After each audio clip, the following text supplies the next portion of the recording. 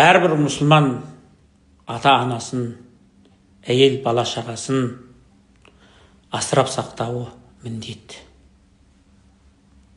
Ішіп жейтін асын тауып беруі, киетін киім-кешегін тауып беруі, баспанаменен қамтамасыз етуі әрбір мен мұсылманмын деген азаматтың міндеті.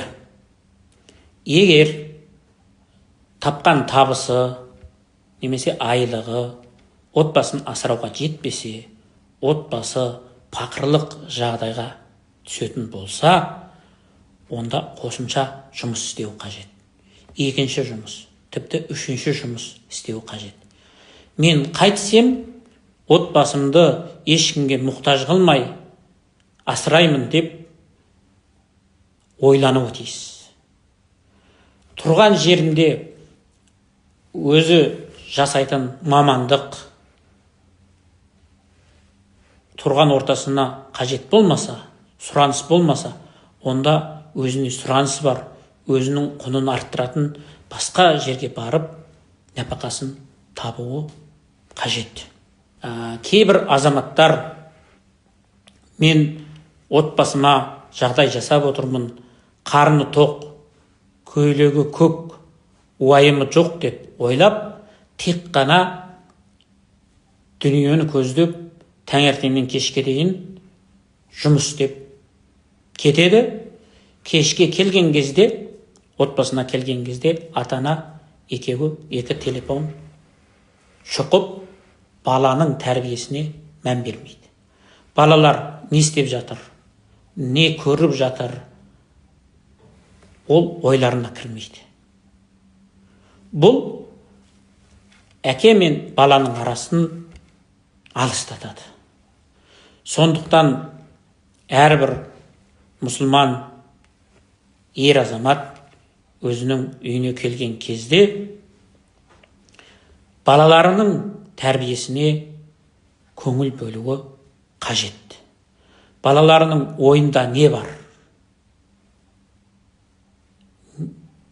Жалпысы балаларының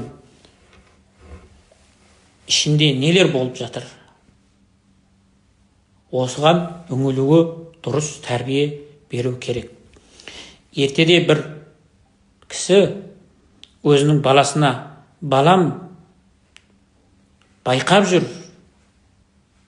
сақ жүр деген кезде, әгі бала, әке, қорықпаңыз, мен сіздің ізіңізбен еріп келе жатырмын деген екен.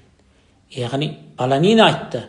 Егер сіз сүрінсеңіз, сіз адассаңыз, сіз жолдан тайсаңыз, мен де сүрінем, мен де жолдан таям. Егер сіз дұрыс бассаңыз, қадамыңыз нық болса, онда мен де сіздің артыңыздан ер жетемін дегенді меңзеген.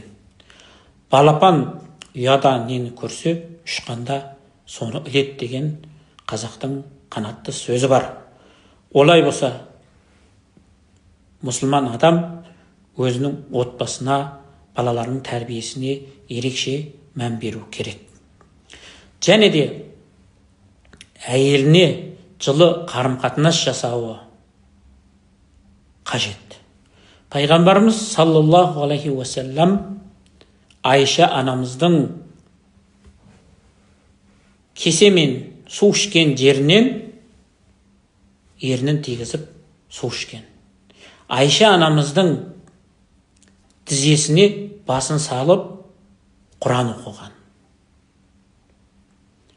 Пайғамбарымыз саллаллаху алейхи уассалам таңертең таң намаздан кейін күн шыққанша мешітте отыратын болған.